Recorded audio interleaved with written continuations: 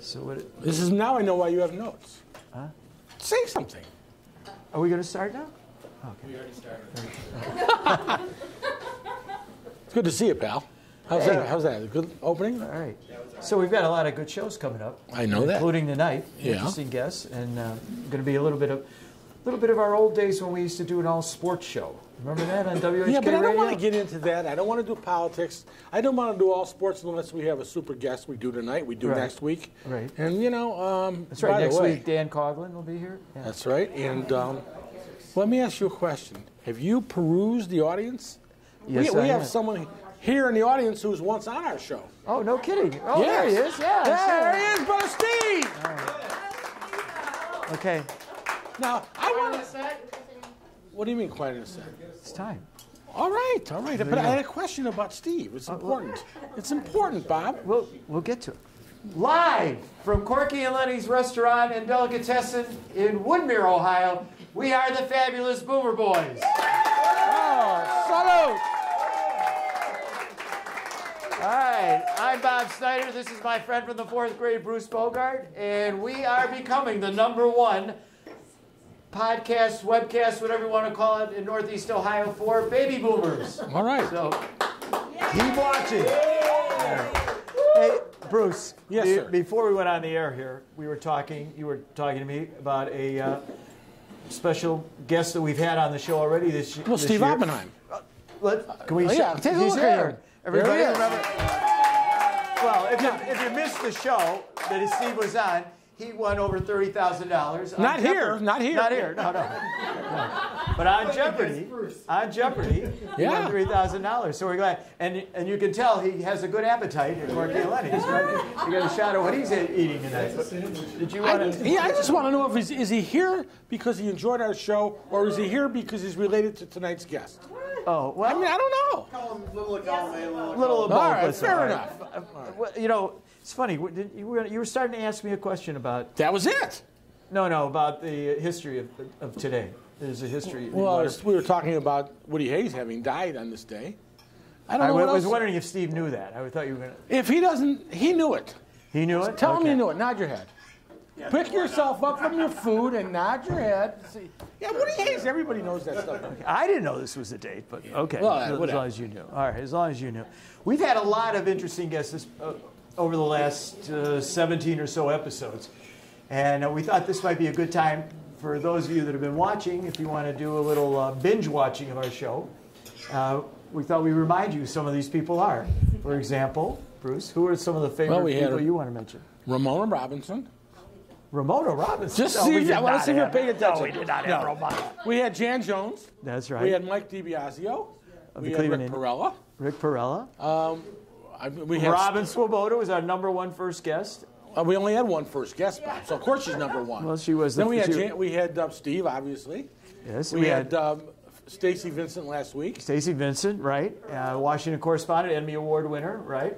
And we had Michael Shevsky. See, the problem is when we mention him, we're going to leave someone out. Yeah, all right, you're right. But the bottom, that's 3 Perellas. 3 Perellas, okay. Yeah.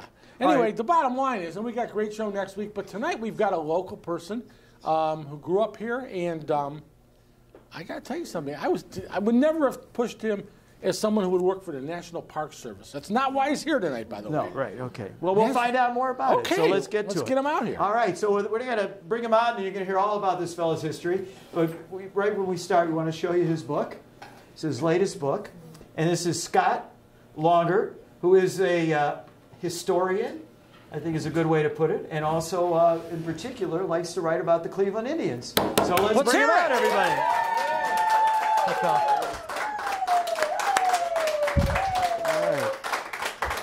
Scott, come on. Have a seat. All right. So, first question right out of the box here is, what drove you to this interest of writing about the Cleveland Indians of the past? Well, I've been a fan since I'm about 5 years old. Just loved the team, and I loved all the history about it. And in school, it took me a little while to gravitate towards American history, which I eventually did, and did in my undergrad and graduate work at Cleveland State in American history, post-Civil War up to the Great Depression. So that's kind of the area that really fascinates me, and that's kind of my interest lies. And baseball relates to that greatly because baseball's always been a part of our American history, and continue to be. Were you a big watcher of the fellow that wrote the history of baseball on PBS? Burns? Oh, Ken Burns. Yeah. Ken Burns, yeah. Oh, yeah. That was a terrific. I just ate that up. I watched it, then I got the tapes, whatever. I think back then it was VHS or whatever. I watched that over and over again. Yeah, that was just a wonderful. I'll tell you why I bring it up, because anybody that did watch that show and loves it, I want to tell you, you're going to love his books. It was Bruce. I read them. There are pictures in there too, by the way. But I did read the book, and I don't have all three here with me, but I want to show everybody this one in particular to start with. No money, no beer, no pennants. How does that sound for a Cleveland sports team, right? Okay, and a great title, and that takes place. What are the years, pretty much? This goes from about 1927 to 1936, right in the middle of the Great Depression. So it was really tough on everybody, and very few people had an extra dollar to go to a baseball game. They really were struggling, and the team struggled too. So well, and then after that, you decided to do the next chapter of the Indians, and this is also a great title too, especially if you start reading the book and finding out things about the Indians, right? And it's Bad Boys, Bad Times, and it's between 1937 and 1941, which that's what we're going to really get into tonight. This is the new book. This is out now, and you can see nice cover, great pictures, and again, Bruce, I can tell you some really super pictures of former Indian players and people in the past. And this, as I understand it, is 2 out of a trilogy, an anticipated trilogy. Yes. Yeah, the third book hopefully will cover the Indians from the beginning of World War II up through their pennant-winning year in '48 and their winning the World Series. Now that would cover the whole trilogy. All right, so let's get into some of the particulars of the book. Is that okay with you, Bruce? Whatever you say, Bob. It's your show. All right, thank you. All right. Let's start with Bob Feller from this era, really 1937, 1941. I think today's fans, because I guess of his longevity, how long he was around. A lot of these guys didn't live that long. So that when I was growing up, and Bruce, we didn't even know some of these players from those years, but everybody knew Bob Feller, I think, in this room, and all the baby boomers certainly were aware of him. Nowadays, there's a lot of rules about how you can sign somebody to play professional sports, whether it's baseball, football, basketball. We all know LeBron James came right out of high school, played for the Cavaliers. The first person that came right out of high school and played for a Cleveland sports team was Bob Feller. That's right, yeah, and that was actually illegal. Major League Baseball had a rule: you could not sign anyone directly out of high school. You could not touch a guy who was 17, 18 years old. He could be signed by a minor league team, and then a major league team could then buy his contract or move him in their organization, whatever they wanted to do. But the Indians thought they were really smart. Now, what year was this? This would be 36. 1936. They thought they were extremely smart. They signed Feller right out of high school and immediately assigned him to Fargo-Moorhead, a minor league team the Indians had an interest in. That looked like Fargo-Moorhead had signed Feller, but they hadn't. They then moved him to New Orleans, another one of their franchises. It looked like Feller had been promoted, but he never reported to them. He was never in Fargo-Moorhead, or he was never in New Orleans. He went right to the Indians. Now, unfortunately, I guess fortunately how you look at it, Feller tied the American League strikeout record at the end of 36 with 17 strikeouts as a 17-year-old, and that turned the light on. And another franchise, Des Moines, claimed they tried to sign Feller, but he wasn't interested in signing out of high school. He knew something was wrong.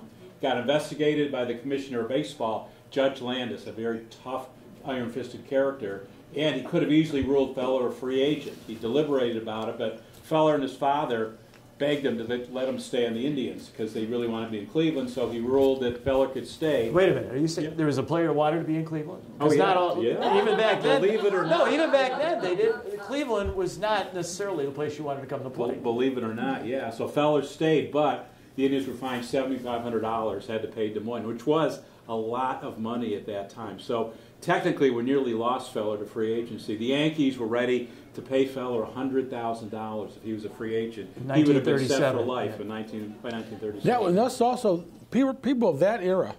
They went away in the middle of their careers. He went away to the war, right? Yeah, voluntarily. He was drafted in 41, but he wasn't called. And when war was declared after Japan had attacked Pearl Harbor, Feller didn't wait to get called up. He enlisted in the Navy. He went overseas. He could have had a real easy job training people in calisthenics and doing clinics and exhibitions, but he insisted to go overseas. He was on a battleship for 3 years and didn't come back till 1945. He actually saw action in the South Pacific. You know, back to 1937 when they did sign him and he went to play. Typical Indian, if you think back, those of you that are baby boomers, you probably remember Wayne Garland. It was one of the first free agents the Indians ever signed, gave him that multi-million contract. What happened? He got injured. This is not he wasn't the first time that happened to an Indians player, right? Definitely not. Fowler himself, to start the 37 season, the Indians had tremendous expectations. So did all of baseball. He was going to be the best pitcher in the league.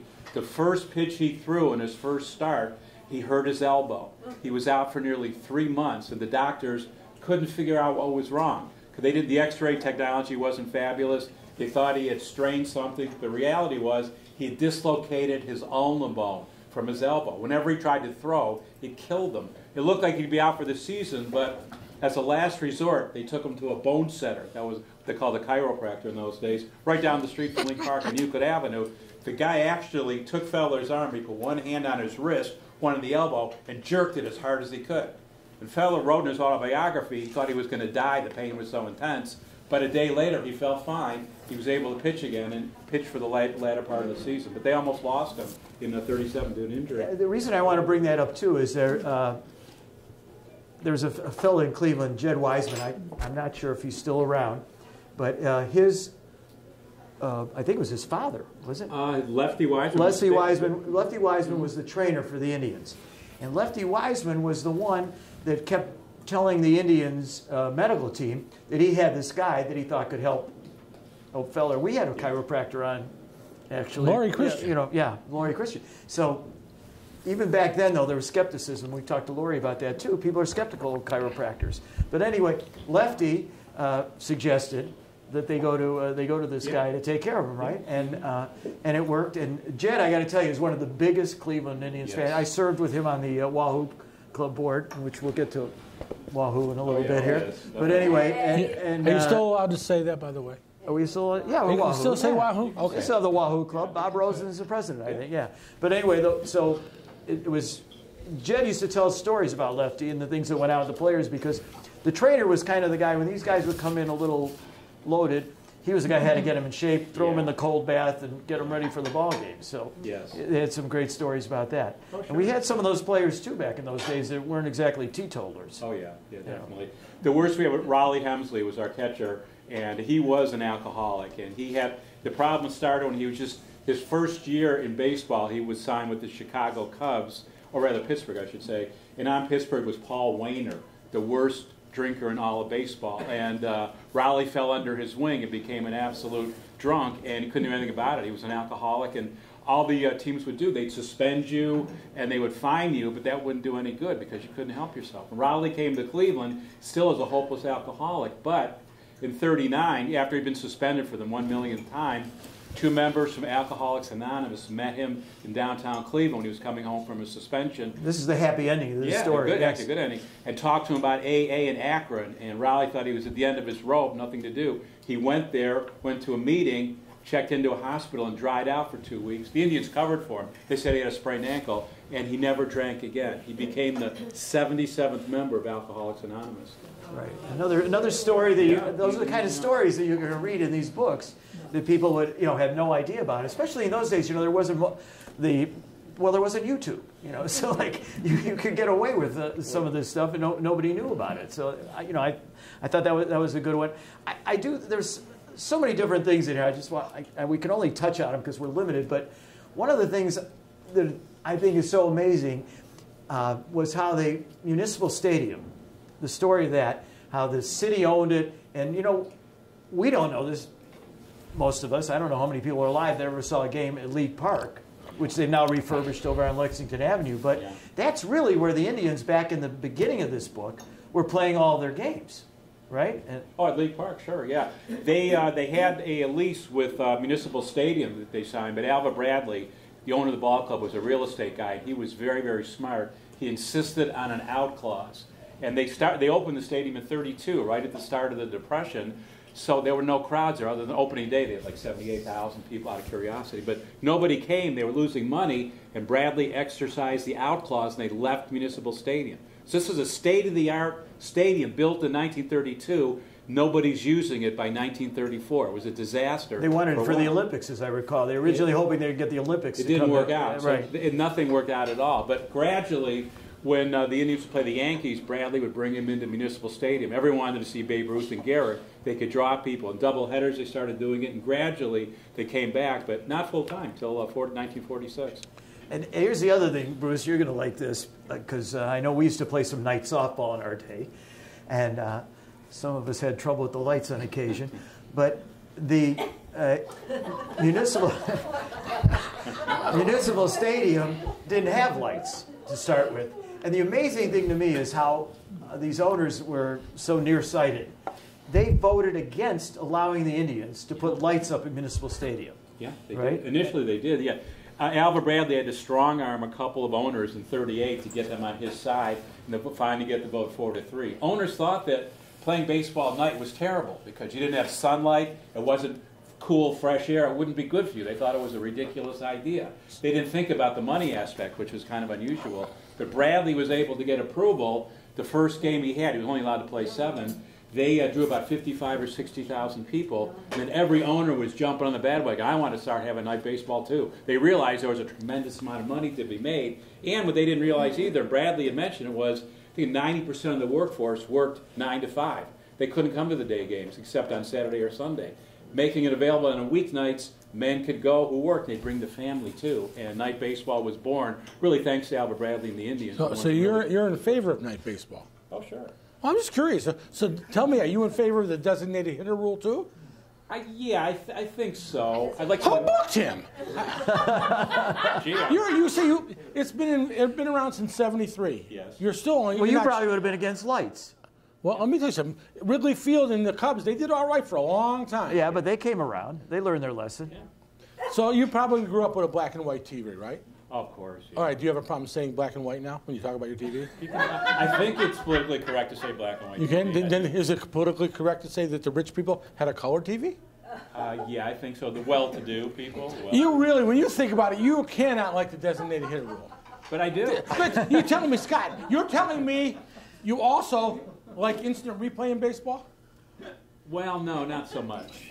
Thank you. We'll give you that one. Yeah. I mean, why play the games? Why don't you just do it on a computer? Yeah. What's your favorite baseball movie ever? Oh, gotta be Field of Dreams. Thank you. Really? Yeah. Is it not physically impossible to watch the last 20 minutes of that movie and not cry? I know, yeah, it's very difficult. Yeah, the father-son moment is too much. Oh, it's unbelievable. Yeah, oh, yeah. All right. I should mention, too, I forgive you, by the way. just remind me, the guy that played Kevin Costner's father, his name was Dreyer Brown. He was the guy who played John Kinsella. Yeah. He's coming to Cleveland to the Wahoo Club meeting in a couple of weeks. He's going to be the featured speaker or whatever. He's going to be there. Really?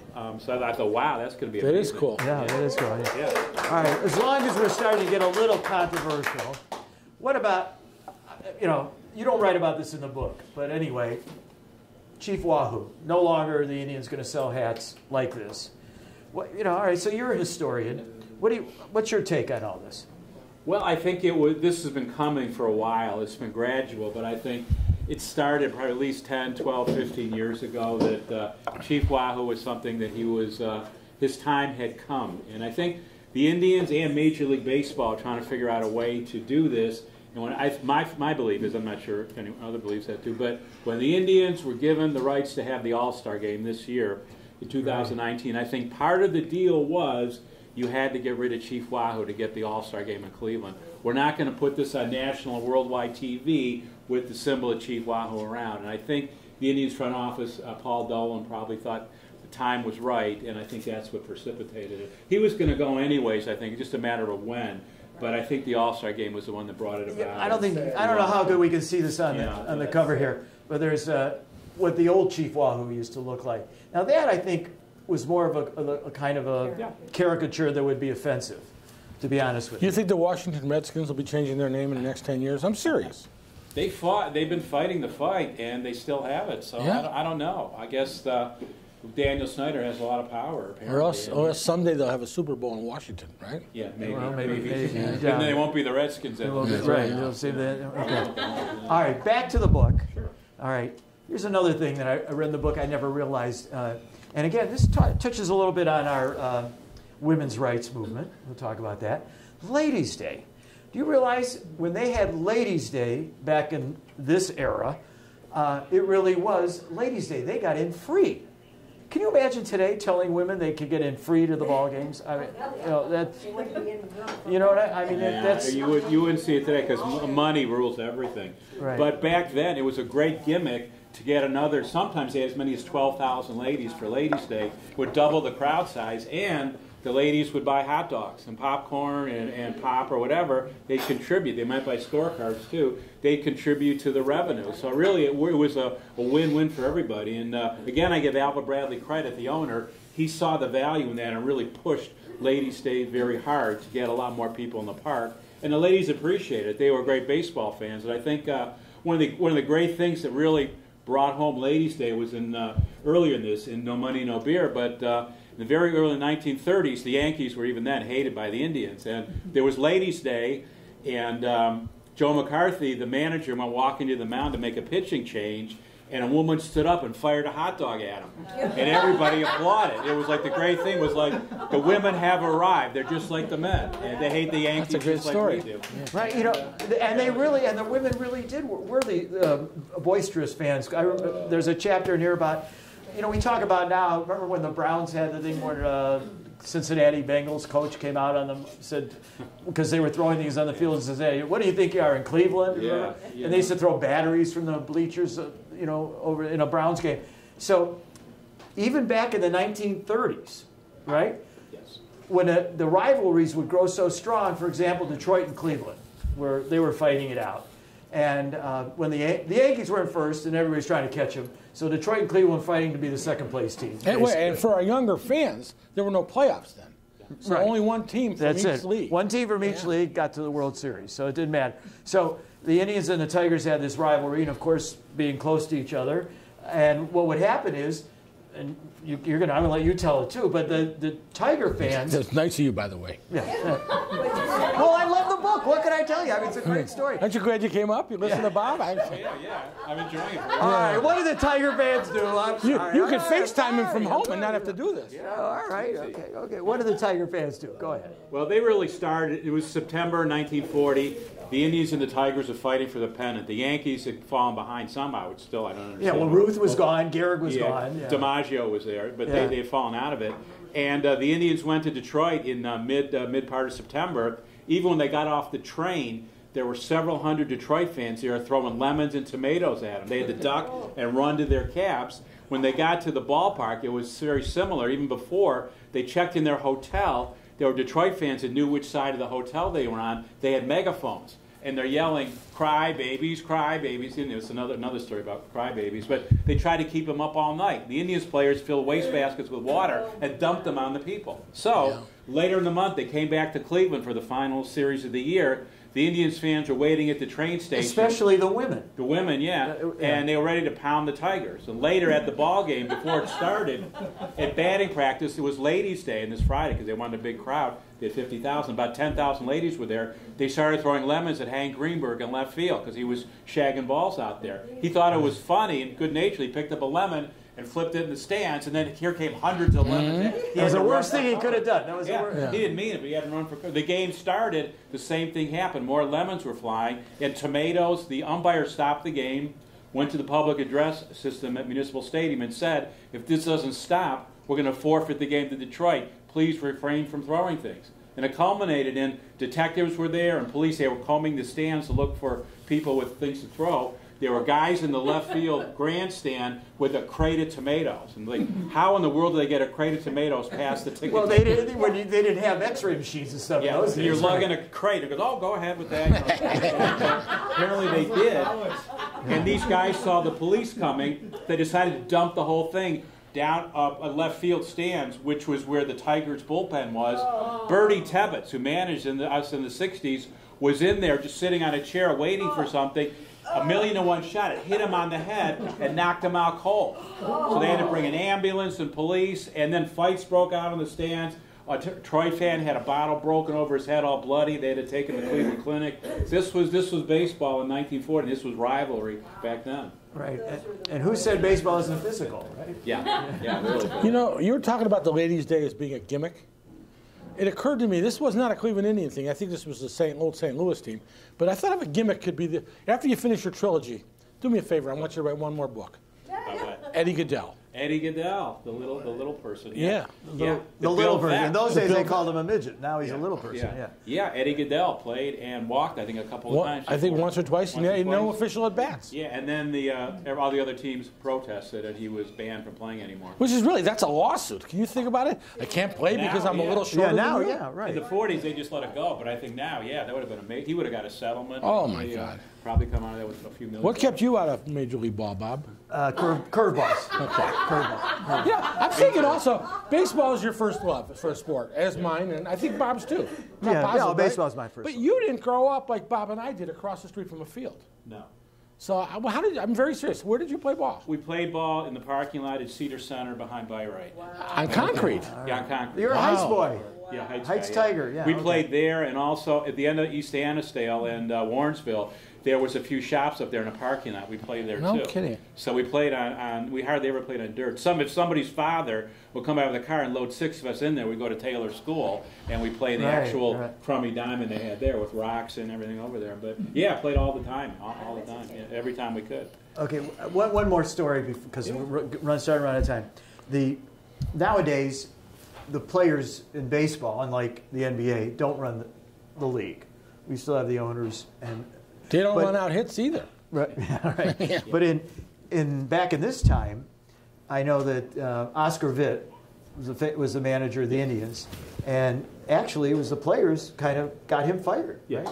Right? Indirectly, yeah, they did. Yeah. What happened? They tried to fire him in the middle of the 1940 season. 12 of the Indians went to Alva Bradley, Bob Feller included, who was a real gentleman, nice guy. They demanded that Bradley I knew Bob fire Feller. him. Yeah, I don't know if I call him a nice At the guy. time, well, when he was 21 years old, he was nice very guy. shy and wouldn't say 2 words. Yeah. They demanded Vitt be fired. They said, we can win the pennant, but not with this guy managing, because he was a guy that couldn't keep his mouth shut. He'd yell at the players on the field. He'd coach third base. He'd make, like, if somebody would strike out, he'd go like, oh no, and like get all the fans involved in that, and go, what am I going to do with these guys? And the Can you players imagine if we had, in today's world with television and all the other things on the I internet? have to say, what would we happen? played for a guy who did that. We played for Alan Weeder. That's And right. every time someone made an error, slam his brother. Oh my God. It got so bad he had to move across the country. He lives in Oregon now. We wouldn't let him stay in Cleveland. Yeah, so you can imagine what these guys are doing. He would pitch and I would catch it. I'd see all the dirty looks. He'd face me every time. Oh my God! And Bob, move over, Bob. Bob was out in the outfield. Move over. The players got sick of it. One guy, Jeff Heath, threatened to kill him. He took his bat and said, "One more word out of you, I'm going to crack this bat over your head." And the funny part was, if there's anything funny, was Vitt suspended him. The Indians GM, Cy Slapnica, rescinded the suspension.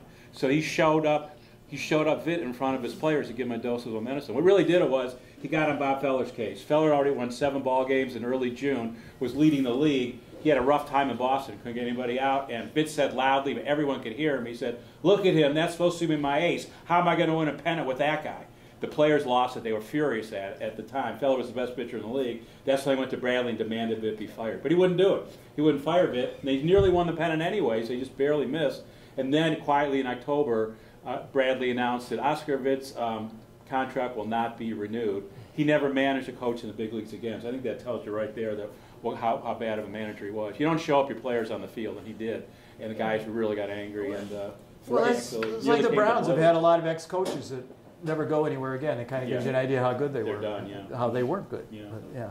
But, and Vitt was like that. Well, all right, because we're going to have to go. Is there a particular story we didn't ask you to tell maybe that you've got one that you want to? I think we covered pretty good about the stories about all the players and things, but I think one of them was kind of my favorites. When Fowler was like 19 years old, shy, quiet, and all that, they had like a press luncheon, and they introduced all the players, all the sports writers would be there, and fans, maybe a couple hundred people, and the players were supposed to go up and microphone say something, and the Indians GM was the master of ceremonies, and he said, "Why don't we get Bob Feller up here to come and say howdy?" With a straight face, Feller came to the microphone, went over and said, "Howdy," and he walked away. He was afraid to talk.